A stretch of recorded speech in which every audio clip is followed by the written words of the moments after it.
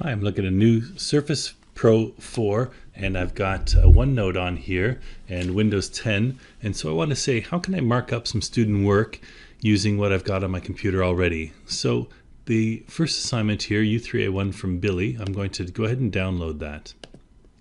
And it doesn't matter if it's an RTF, a PDF, or .doc, as long as you can open it, then you can go ahead and do this. Once downloaded, I can go ahead and say open a specific way, or if I click on this, it defaults to open my browser, and that's good enough because all I really want to do is then print it. And when I hit print, I'm not printing it on paper, I'm going to print it to a destination called send to OneNote 16. So it's going to take this and print it into OneNote for me. So I say print.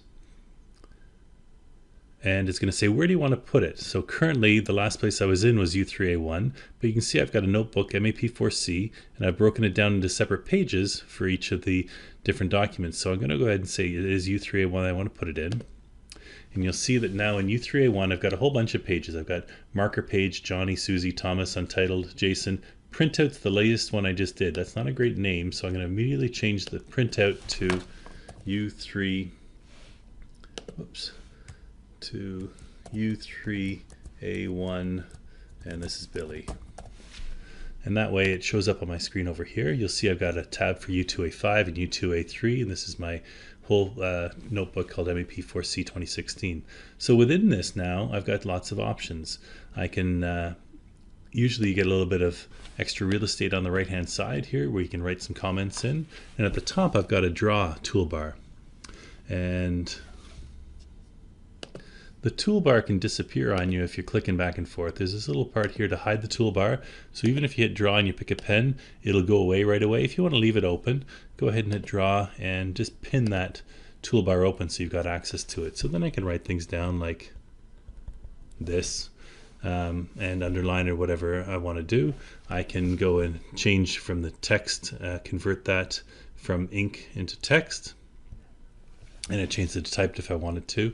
You've got other conversions here as well where you can take ink into math and move them into math equations if you want to. So you got a highlighter and you can write on things. As you're writing this stuff, if you want to move something, you can even use the lasso here, which I think is neat, and kind of grab that and move it somewhere else if you wanted to. So you can write right all over someone's page. And when you're done, you can go to File, and we're going to export this. And we're going to export it as a PDF so they see exactly what you see on the screen. So as a PDF, I'm going to say export. It's going to tell me where do you want to put it. I default to a folder I've got on my desktop called temp where I like to keep stuff. And so I'll go ahead and say U3A1 Billy. I did this before. And now I can go back to my marking and I need to close this. And I can go ahead and say, let's add that file.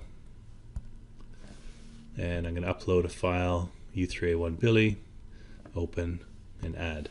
Let's see what Billy's file looks like now. If I click on it and open it, he'll see what I saw. There's a little bit of a header there, and then as I scroll down, you can see my highlighting and the typed text all over it and where I converted something. And it gives you even a page 1, page 2. Okay, so it's only converting back from there. If I go back to my notebook, I can go back and see what Jason did or Thomas or whatever, or go back to my marker page where I've got my own answers there, both embedded here or as a PDF.